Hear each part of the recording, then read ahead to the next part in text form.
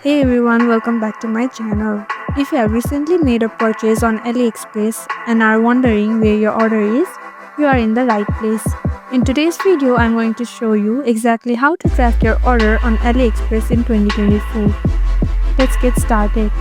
For today's video, we'll focus on the mobile app, but don't worry, the process is almost the same on both platforms.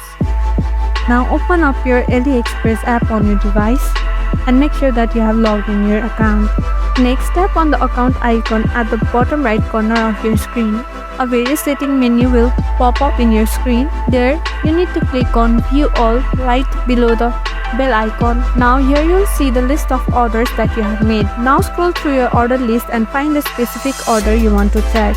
You'll see details like the order status, the seller's name, the estimated delivery date. Once you have located the order, tap on it to open the full details. On the order details page, look for the track order button.